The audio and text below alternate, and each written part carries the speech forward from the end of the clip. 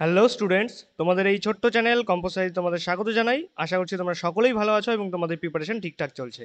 তোমরা যারা যারা এএনএম জিএনএম 2024 এর জন্য টার্গেট করে রয়েছো, তোমাদের জন্য এই কম্পোজ স্টাডি ইউটিউব চ্যানেলেই জীবনবিজ্ঞান, ভৌতবিজ্ঞান, অঙ্ক এবং জেনারেল নলেজের উপর ক্লাস দেওয়া হচ্ছে সম্পূর্ণ ফ্রিতে। আশা করছি তোমরা সেই সমস্ত ক্লাসগুলো দেখছো মনোযোগ সহকারে। আজকে আমরা যে সাবজেক্টের উপর ক্লাস করব সেটি হলো ফিজিক্যাল সায়েন্স।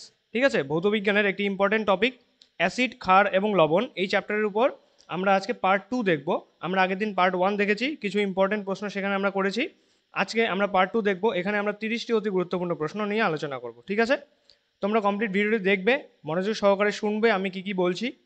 তোমাদের যা যা মনে হয় যে এগুলো আমার নোট ডাউন করে রাখা উচিত, এগুলো আমি ভুলে যাচ্ছি, সেই সমস্ত কিছুই তোমরা নোট ডাউন করে রাখবে। ঠিক আছে, আর তোমরা কিন্তু ক্লাস পিডিএফ পেয়ে যাবে। ক্লাস পিডিএফ পাবে আমাদের টেলিগ্রাম চ্যানেল এবং হোয়াটসঅ্যাপ গ্রুপে। তোমরা এই দুই গ্রুপে অবশ্যই জয়েন করবে, লিঙ্ক আমি ডেসক্রিপশনে দিয়ে দিয়েছি। তোমরা ক্লাস দেখার শেষে ডেসক্রিপশনে গিয়ে সেই লিঙ্কে ক্লিক করলে সরাসরি এই গ্রুপে অথবা পেজে চলে যেতে পারবে। ঠিক আছে, আজকে আমরা দেখব অ্যাসিড, ক্ষার, লবণের পার্ট 2। চলো প্রথম প্রশ্ন দেখিনি কি আছে। বলেছে যেসব দ্রবণে বাইরে থেকে সামান্য পরিমাণে অ্যাসিড অথবা ক্ষারক যোগ করলেও দ্রবণের পিএইচের মান প্রায় অপরিবর্তিত থাকে তাদের বলা হয়। তাহলে এমন একটা দ্রবণ রয়েছে যার মধ্যে বাইরে থেকে যদি আমরা অ্যাসিড দেই অথবা ক্ষার প্রয়োগ করি, তবুও তার পিএইচের মানের কোনো চেঞ্জ হবে না, পিএইচের মান অপরিবর্তিত থাকবে। সেই সমস্ত দ্রবণকে কি বলা হয়? অপশন আছে আম্লিক দ্রবণ, ক্ষারীয় দ্রবণ, বাফার দ্রবণ নাকি প্রশম দ্রবণ। এখানে আমাদের রাইট আনসার হয়ে যাবে অপশন নাম্বার সি, বাফার দ্রবণ। ঠিক আছে, বাফার দ্রবণে বাইরে থেকে যদি অ্যাসিড অথবা ক্ষারক সামান্য পরিমাণে প্রয়োগ করা হয়, তাহলে কিন্তু বাফার দ্রবণের পিএইচ কখনো চেঞ্জ হবে না। যা পিএইচ থাকবে বাফার দ্রবণের তাই বর্তমান হবে। ঠিক আছে, অপরিবর্তিত থাকবে। চলো নেক্সট 2 নম্বর প্রশ্ন। বলেছে নিচের কোনটি আম্লিক বাফারের দ্রবণ? আম্লিক বাফার আর ক্ষারীয় বাফার হয়, এখানে আম্লিক বাফারের দ্রবণ কোনটি বলতে হবে। অপশন দেওয়া আছে CH3COOH এবং CH3CON এর মিশ্রণ, NH3 এবং NH4Cl এর মিশ্রণ, NaOH এবং H2SO4 এর মিশ্রণ নাকি কোনোটিই নয়। এখানে আমাদের রাইট আনসার হয়ে যাচ্ছে অপশন নাম্বার বি, NH3 এবং NH4Cl এর মিশ্রণকে আমরা কি বলবো? আম্লিক বাফার বলবো। এবারে দেখো আম্লিক বাফার আর ক্ষারীয় বাফার কাকে বলে, নেক্সট স্লাইডে দেওয়া আছে। দেখো বলেছে মৃদু অ্যাসিডের দ্রবণের সাথে উক্ত মৃদু অ্যাসিড, মানে একটি মৃদু অ্যাসিডের দ্রবণ রয়েছে, সেই দ্রবণের সাথে যে মৃদু অ্যাসিডের দ্রবণ নিয়েছি সেই অ্যাসিডে আর তীব্র ক্ষারকের বিক্রিয়ায় উৎপন্ন কি লবণ, ঠিক আছে, যদি মিশ্রিত করা হয় তাহলে আমরা পেয়ে যাই আম্লিক বাফার। তাহলে প্রথমে দেখো একটা টেস্ট টিউবে ধরো এখানে মৃদু অ্যাসিড নেওয়া হয়েছে। এই যে মৃদু অ্যাসিড রয়েছে, এই মৃদু অ্যাসিডের সাথে তীব্র ক্ষার আরেকটি টেস্ট টিউবে মিশিয়ে নিতে হবে। মিশিয়ে নেওয়ার পরে যে লবণ উৎপন্ন হবে, সেই লবণ আর এই যে মৃদু অ্যাসিড, এই দুইয়ের মিশ্রণকে আমরা বলবো আম্লিক বাফার। ঠিক আছে, ঠিক একইভাবে দেখো মৃদু ক্ষারকের দ্রবণের সাথে উক্ত মৃদু ক্ষারক এবং তীব্র অ্যাসিডের বিক্রিয়ায় উৎপন্ন লবণের দ্রবণকে মিশ্রিত করলে ক্ষারীয় বাফার দ্রবণ তৈরি হয়। তাহলে একটা টেস্ট টিউবে আমরা মৃদু ক্ষারক নিয়েছি, আর একটি টেস্ট টিউবে সেই মৃদু ক্ষারক এবং তীব্র অ্যাসিডের বিক্রিয়ায় আমরা লবণ তৈরি করেছি। তাহলে এই লবণের সাথে এই যে মৃদু ক্ষারক, এই দুই মিশ্রিত করলে যে দ্রবণ তৈরি হবে সেই দ্রবণকে আমরা ক্ষারীয় বাফার দ্রবণ বলবো। বুঝতে পারলে আম্লিক বাফার দ্রবণ আর ক্ষারীয় বাফার দ্রবণ কি? চলো নেক্সট 3 নম্বর প্রশ্ন। বলেছে অর্থোবোরিক অ্যাসিড হলো, অর্থোবোরিক অ্যাসিড এখানে দেখো সংকেত দেওয়া আছে, ফর্মুলা H3BO3, অথবা এটাকে আমরা এভাবেও লিখতে পারি BOH হোল থ্রাইস। ঠিক আছে, এটাকে আমরা অর্থোবোরিক অ্যাসিড বলি। দেখো সবার প্রথমে এখানে বলে রাখি যে যদি অর্থোবোরিক অ্যাসিড এই ফর্মে আসে BOH হোল 3, ঠিক আছে, OH হোল 3, তাহলে কিন্তু এটা বেসিক হবে না। কারণ অনেকে ভাবতে পারে যে যেহেতু OH আছে তাই BOH হোল 3কে আমরা বেসিক বলতে পারি। একেবারেই নয়, H3BO3কে BOH হোল 3 হিসেবে লেখা যায়। আর H3BO3 হলো অর্থোবোরিক অ্যাসিড, এটি একটি অ্যাসিড, ক্ষার নয়। ঠিক আছে, এবারে প্রশ্নে কি বলেছে, অর্থোবোরিক অ্যাসিড হলো, অপশন দেওয়া আছে অতি দুর্বল দ্বিক্ষারীয় অ্যাসিড, অতি দুর্বল একক্ষারীয় অ্যাসিড, তীব্র একক্ষারীয় অ্যাসিড নাকি তীব্র ত্রিক্ষারীয় অ্যাসিড। রাইট আনসার হয়ে যাচ্ছে অপশন নাম্বার বি, অতি দুর্বল এক ক্ষারীয় অ্যাসিড। অর্থোবোরিক অ্যাসিড হলো অতি দুর্বল, ঠিক আছে, দুর্বল অ্যাসিড, আর হলো এটি এক ক্ষারীয় অ্যাসিড। এটি কিন্তু সম্পূর্ণরূপে বিয়োজিত হয়ে H+ আয়ন প্রদান করে না জলীয় দ্রবণে। ঠিক আছে, এখানে দেখা যাচ্ছে যে 3টি হাইড্রোজেন আছে, কিন্তু এখানে প্রতিস্থাপনযোগ্য হাইড্রোজেন পরমাণু একটি মাত্র রয়েছে, তাই এটি এক ক্ষারীয় বা মনোবেসিক অ্যাসিড। ঠিক আছে, চলো নেক্সট 4 নম্বর প্রশ্ন। বলেছে মৃদু জীবাণুনাশক হিসেবে ব্যবহৃত হয়, মৃদু জীবাণুনাশক, ঠিক আছে, জীবাণুনাশক হিসেবে কি ব্যবহার করা হয়? অপশন আছে ডাইবোরেন, বোরাজল, অর্থোপেডিক অ্যাসিড নাকি কোনোটি নয়। খুব ইজি কোশ্চেন আর খুব ইম্পর্টেন্ট, স্টামাক দিয়ে রাখলাম। রাইট আনসার হয়ে যাবে অপশন নাম্বার সি, অর্থোপরিককে আমরা মৃদু জীবাণুনাশক হিসেবে ব্যবহার করে থাকি। নেক্সট 5 নম্বর প্রশ্ন। বলছে dash plus dash equals to water gas, মানে কোন দুটোর মিশ্রণকে আমরা ওয়াটার গ্যাস বলবো? অপশন আছে CO2 কার্বন ডাইঅক্সাইড আর হাইড্রোজেনের, CO কার্বন মনোক্সাইড আর হাইড্রোজেনের, NH3 অ্যামোনিয়া আর হাইড্রোজেনের, নাকি NaOH সোডিয়াম হাইড্রোক্সাইড নাকি হাইড্রোজেনের। কী হবে? এটাও খুব important, water gas, producer gas, এগুলো খুব ইম্পর্টেন্ট কিন্তু, হ্যাঁ, ডাইরেক্ট আনসার বেরোয় এগুলোর, খুব মনোযোগ সহকারে এগুলো পড়তে হবে। এখানে দেখো ওয়াটার গ্যাস যেহেতু বলেছে, ওয়াটার গ্যাসের ক্ষেত্রে রাইট আনসার হয়ে যাবে option number C, CO plus H2, এই দুইয়ের মিশ্রণকে আমরা ওয়াটার গ্যাস বলবো। ঠিক আছে, কার্বন মনোক্সাইড আর হলো হাইড্রোজেন গ্যাস, এই দুইকে একসাথে বা মিশ্রিত অবস্থায় আমরা ওয়াটার গ্যাস বলে থাকি। ঠিক আছে, চলো নেক্সট 6 নম্বর প্রশ্ন বলেছে ব্লু ভিট্রিয়লে কত অণু জল থাকে? ব্লু ভিট্রিয়ল নীল কালারের হবে, দেখো এখানে ছবি দেওয়া আছে ব্লু ভিট্রিয়লের। এই ব্লু ভিট্রিয়লে কত অণু জল থাকে? অপশান দেওয়া আছে 10, 5, 7 নাকি 2। এই ব্লু ভিট্রিয়ল হলো একটি যুত যৌগ। ঠিক আছে, এখানে জল থাকে, কত অণু জল থাকে সেটা আমাদের বলতে হবে। দিয়েছ, রাইট আনসার হয়ে যাবে অপশন নাম্বার বি, 5 অণু। ঠিক আছে, ইম্পর্টেন্ট কোশ্চেন, ব্লু ভিট্রিয়লে 5 অণু জল থাকে। ব্লু ভিট্রিয়লের দেখো সংকেত দেওয়া আছে CuSO4.5H2O, কপার সালফেট, তার সাথে 5 অণু জল। যদি যুত অবস্থায় থাকে তাহলে তাকে আমরা কি বলবো? Blue vitriol. এখানে দেখো 5 অণু জল রয়েছে, বুঝতে পারলে? চলো নেক্সট কোশ্চেন দেখো, 7 নম্বর প্রশ্ন বলেছে গ্লোবাল সল্টের সংকেত কি? গ্লোবাল সল্ট এক ধরনের লবণ, এই সল্টের সংকেত কি? অপশন আছে NaOH sodium hydroxide, NH4Cl.5H2O, ammonium chloride .5H2O। ঠিক আছে, এটা হলো যুত যৌগ, এটি একটি যুত যৌগ। ঠিক আছে, তারপর দেওয়া আছে NaCl সোডিয়াম ক্লোরাইড, আর তারপর দেওয়া আছে Na2SO4 10H2O। রাইট আনসার কি হবে? গ্লোবাল সল্ট আমরা বলবো অপশন নাম্বার ডি, Na2SO4.10H2O। তাহলে এভাবে কোশ্চেন আসতে পারে যে গ্লোবাল সল্টে কত অণু জল থাকে, সেক্ষেত্রে রাইট আনসার হয়ে যায় আমাদের 10। ঠিক আছে, চলো নেক্সট 8 নম্বর প্রশ্ন বলছে আপেলে কোন অ্যাসিড থাকে? আপেল, এই আপেলের মধ্যে কোন অ্যাসিড? এটা আমরা ছোটোবেলা থেকেই পড়ে আসছি, খুব ইম্পর্টেন্ট কোশ্চেন ছিল, আর এখনও কিন্তু এই কোশ্চেনটি খুব ইম্পর্টেন্ট, তোমাদের জেনারেল নলেজ হিসেবে ওই কোশ্চেনটি আসতে পারে। দেখো এখানে অপশন দেওয়া আছে formic acid, malic acid, lactic acid নাকি সাইট্রিক অ্যাসিড। আশা করছি তোমরা যারা যারা ভিডিওটি দেখছো সকলেই এটা সঠিক আনসার দিতে পারবে, এবং অলরেডি তোমরা দিয়েও দিয়েছ।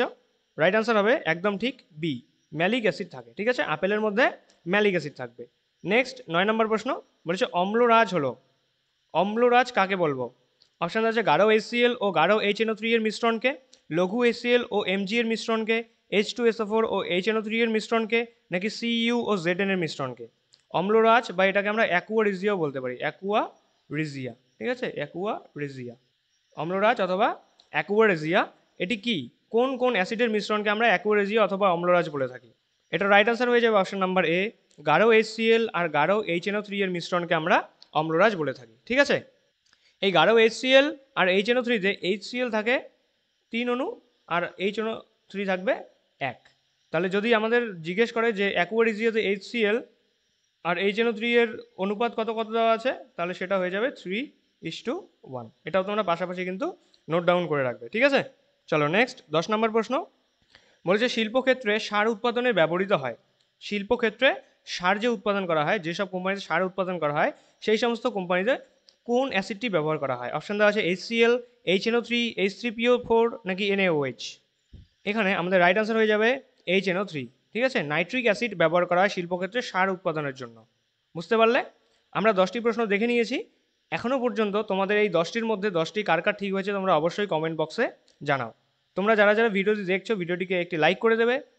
যারা যারা এখনও চ্যানেলটিকে সাবস্ক্রাইব করোনি কিন্তু ভিডিও দেখছো, অথবা এমনও তোমরা অনেকেই রয়েছো যারা আজকে এই চ্যানেলের প্রথম ক্লাস করছো, তোমরা অবশ্যই চ্যানেলটিকে সাবস্ক্রাইব করে পাশে থাকবে, আর এই বেল আইকনটি ট্যাপ করে নোটিফিকেশন অল করে রাখবে। তোমাদের এক্সামের আর কিছুদিন রয়েছে, তোমাদের জন্য কিন্তু এই কম্পালসারি ইউটিউব চ্যানেলে প্রতিনিয়ত এই কোশ্চেন প্র্যাকটিস সেশনের জন্য ক্লাস আসছে। ঠিক আছে, তাই তোমাদের নোটিফিকেশন অন করে রাখতে হবে যাতে কোনো ক্লাসের নোটিফিকেশন তোমাদের মিস না হয়।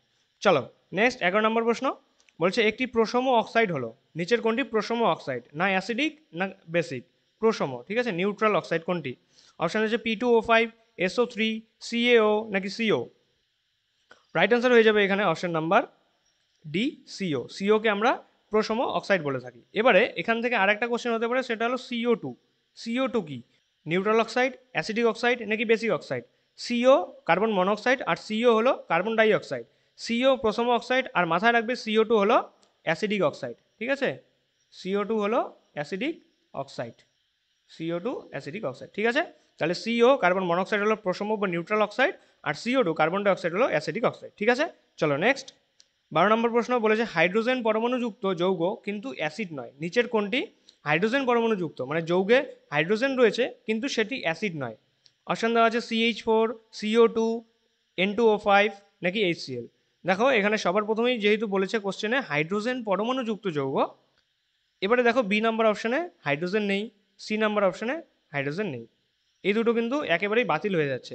এবারে বলো CH4 আর HCl এর মধ্যে আনসার কী হবে? দুটো অপশান এলিমিনেট করে আমাদের কোশ্চেনটা কিন্তু খুব সহজ হয়ে গেল এখন। আনসার দিয়েছ, রাইট আনসার কী হবে? একদম ঠিক, এ হয়ে যাবে আমাদের রাইট আনসার, CH4। কারণ আমরা জানি HCl হাইড্রোক্লোরিক অ্যাসিড, এটি এক ধরনের অ্যাসিড। আর আমাদের কোশ্চেনে বলেছে অ্যাসিড নয় কোনটি, CH4 কিন্তু নিউট্রাল, ঠিক আছে, না অ্যাসিডিক না বেসিক, এটি হলো নিউট্রাল। চলো নেক্সট 13 নম্বর প্রশ্ন বলছে র্যানিটিডিন আর হলো ফমিটিডিন ইত্যাদি হলো, র্যানিটিডিন আর হলো ফমিটিডিন, অপশান দেওয়া আছে লবণ, এনজাইম, অক্সাইড নাকি অ্যান্টাসিড। এখানে দেখো র্যানিটিডিনের ছবি দেওয়া আছে, এটি র্যানিটিডিন আর ফ্যামিটিডিন এগুলো দুটোই কিন্তু মেডিসিন, ঠিক আছে। এই যে আমরা যে তেল জাতীয় খাবার, ভাজা পোড়া এগুলো খাওয়ার পরে আমাদের কি হয়, পেটে গ্যাস হয়ে যায়, অম্বল হয়ে যায়, সেই গ্যাসকে দূর করার জন্য, অ্যাসিডিটি দূর করার জন্য আমরা যে সমস্ত ওষুধ খাই সেই সমস্ত ওষুধই হলো র্যানিটিডিন ফমিটিডিন টাইপের ওষুধ, ঠিক আছে। এই সমস্ত ওষুধকে আমরা কি বলে থাকি? অপশানগুলো তোমরা দেখে নিয়েছ, কারেক্ট আনসার দিয়েছ, আমি বলে দিচ্ছি রাইট আনসার হয়ে যাবে অপশান নাম্বার ডি, অ্যান্টাসিড, ঠিক আছে। র্যানিটিডিন ফমিটিডিন এই সমস্ত অ্যান্টাসিড হিসেবে ব্যবহার করা হয়। চলো নেক্সট 14 নম্বর প্রশ্ন বলেছে তেঁতুলে কোন অ্যাসিড থাকে? তেঁতুলের ছবি দেওয়া আছে, দেখে হয়তো তোমাদের অনেকেরই জিভে জল চলে এসেছে, কিন্তু জল আসলে চলবে না, কোশ্চেনটি সলভ করতে হবে আগে। বলো তেঁতুলে কোন অ্যাসিড থাকে? অপশান আছে tartaric acid, malic acid, HCOH নাকি HNO3। HCOH হলো ফর্মিক অ্যাসিড আর HNO3 হলো নাইট্রিক অ্যাসিড। রাইট আনসার কী হচ্ছে? রাইট আনসার হয়ে যাবে option number A, tartaric acid, ঠিক আছে। তেঁতুলের মধ্যে টার্টারিক অ্যাসিড থাকে, আপেলের মধ্যে ম্যালিক অ্যাসিড থাকে, আর লেবুর মধ্যে সাইট্রিক অ্যাসিড থাকে। এটাও মনে রাখবে, লেবুতে সাইট্রিক, তেঁতুলে টার্টারিক আর আপেলে ম্যালিক অ্যাসিড, ঠিক আছে। চলো নেক্সট 15 নম্বর প্রশ্ন বলেছে কিং অফ কেমিক্যাল, ঠিক আছে, কিং অফ কেমিক্যাল কাকে বলা হয়?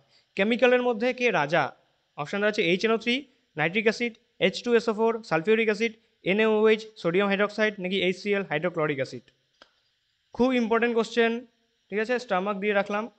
এই সমস্ত কোশ্চেন কিন্তু তোমাদের একদম মনে রাখতেই হবে, এগুলো ভুললে কিন্তু চলবে না, ঠিক আছে, কারণ এগুলো কোশ্চেন খুব কমন কোশ্চেন। তাহলে কিং অফ কেমিক্যাল এটা হয়ে যাচ্ছে option number B, right answer H2SO4। Sulphuric অ্যাসিডকে কিং অফ কেমিক্যাল বলা হয়, ঠিক আছে, রসায়নের রাজা কে? Sulphuric acid, H2SO4। চলো নেক্সট 16 নম্বর প্রশ্ন বলছে ক্ষার দ্রবণে ত্বক পুড়ে গেলে তাকে বলা হয়, ক্ষার দ্রবণের দ্বারা যদি ত্বক পুড়ে যায় তাহলে আমরা তাকে কি বলি? Acid burn, alkali burn, limestone নাকি ক্যান্সার স্টোন?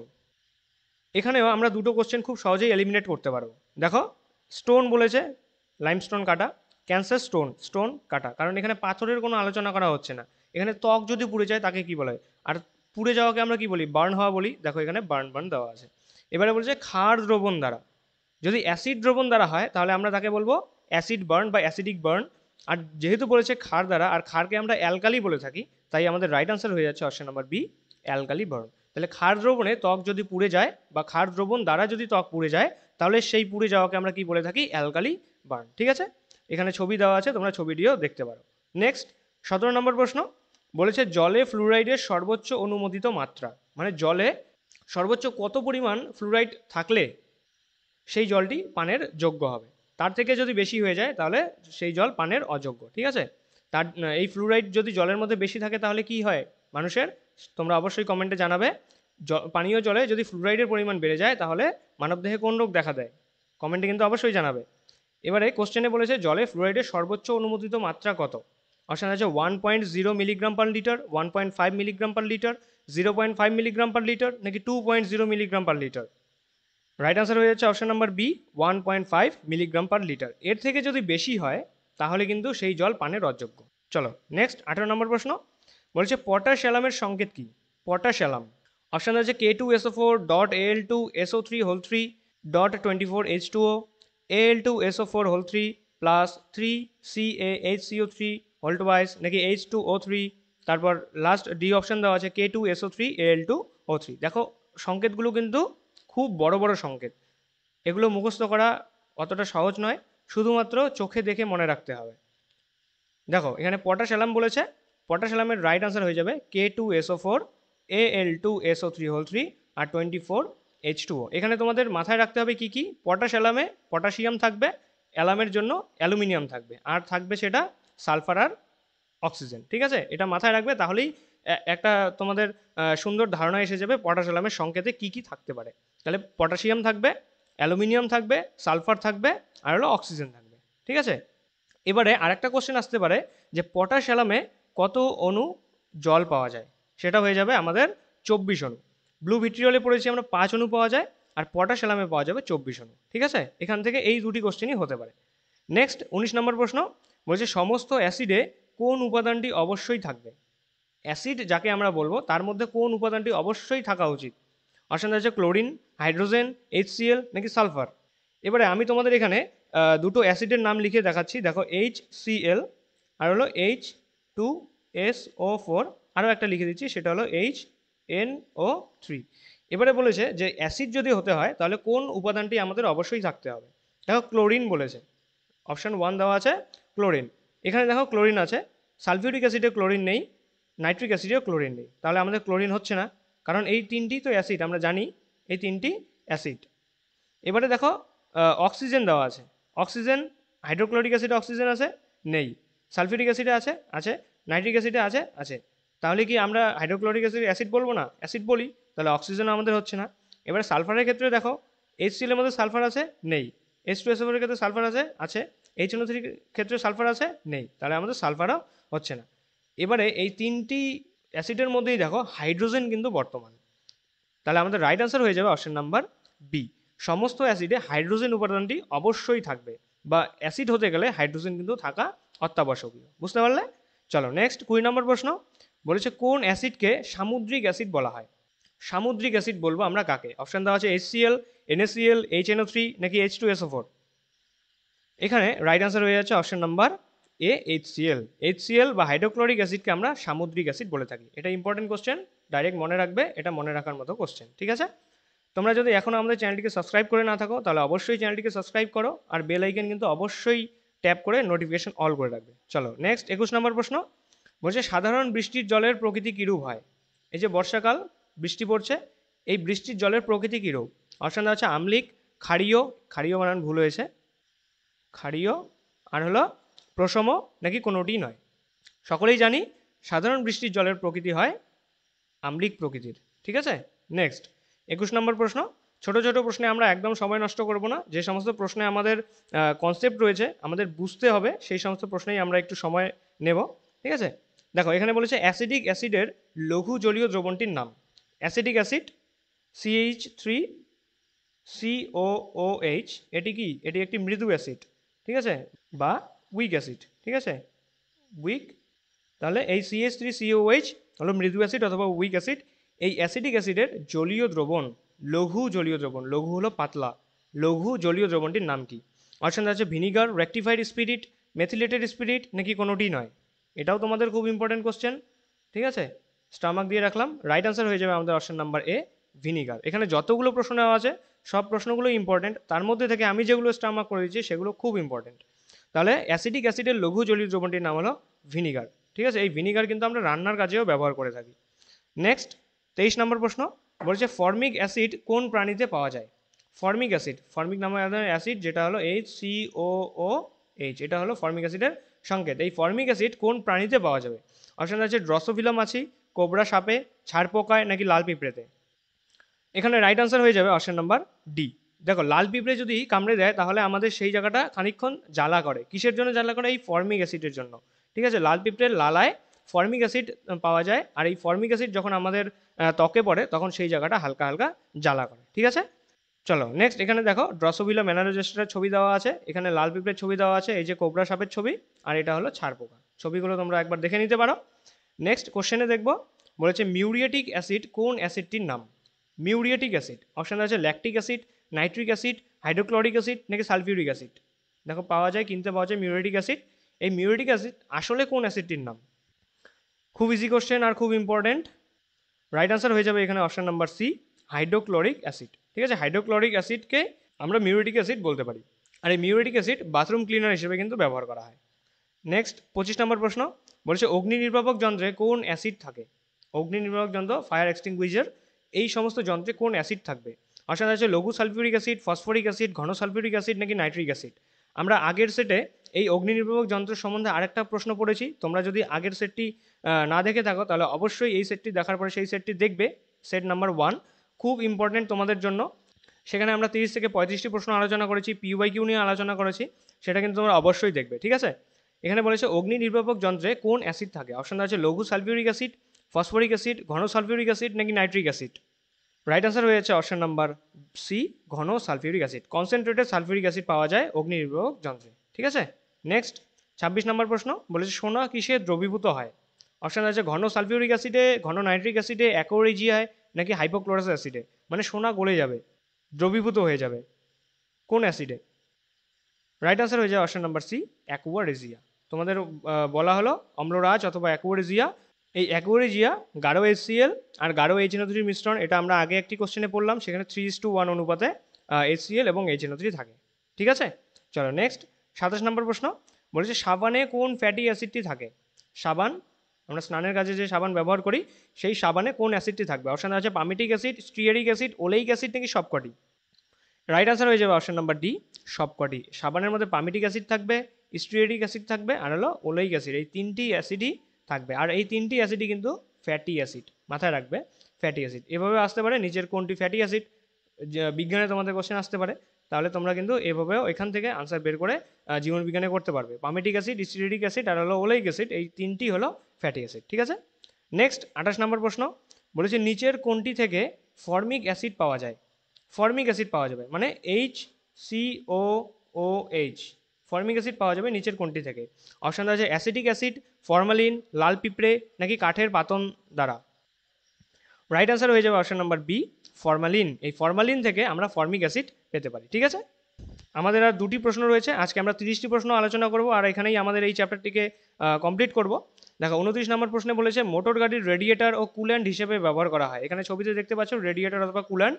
এই মোটর গাড়ির রেডিয়েটার অথবা কুল্যান্ট হিসেবে কি ব্যবহার করা হয়? অপশন আছে বরফ, জল, HCl নাকি পারদ। খুব ইজি আর খুব ইম্পর্টেন্ট কোশ্চেন। আমরা মোটর গাড়ির রেডিয়েটারে অথবা কুল্যান্ট হিসেবে কি ব্যবহার করে থাকি? Right answer option number B, জল ব্যবহার করে থাকি, ঠিক আছে? গাড়িতে কিন্তু তেল যেমন দরকার সেরকম কিন্তু গাড়ির ইঞ্জিনকে ঠান্ডা রাখার জন্য কিন্তু জলের প্রয়োজন হয়, ঠিক আছে? আর আমরা কুল্যান্ট হিসেবে জলকেই ব্যবহার করে থাকি। নেক্সট 30 নম্বর প্রশ্ন এবং আজকে আমাদের এটি লাস্ট প্রশ্ন বলেছে পোশাকের ড্রাই ক্লিনিংয়ে ব্যবহৃত হয়। অপশান হচ্ছে ফুডওয়েল, ফ্রুট ন্যাপথা, প্যারাফিন নাকি মোম। এই যে আমরা ড্রাই ওয়াশ করি ড্রেসের, ড্রাই ক্লিনিং, এই ড্রাই ওয়াশ করতে নিচের কোন পদার্থটি ব্যবহার করা হয়? এখানে রাইট আনসার হয়ে যাবে option number B, fruit naphtha, ঠিক আছে? পোশাকের ড্রাই ক্লিনিং অথবা ড্রাই ওয়াশে ফ্রুট ন্যাপথা ব্যবহার করা হয়, বুঝতে পারলে? তাহলে এই ছিল আজকে আমাদের 30টি প্রশ্ন, খুব ইম্পর্টেন্ট 30টি প্রশ্ন। আশা করছি তোমরা সকলেই মনোযোগ সহকারে কমপ্লিট ভিডিওটি দেখেছো। আমি যা যা এক্সট্রা বলেছি সেই সমস্ত কিছুই তোমরা মনোযোগ সহকারে শুনেছো।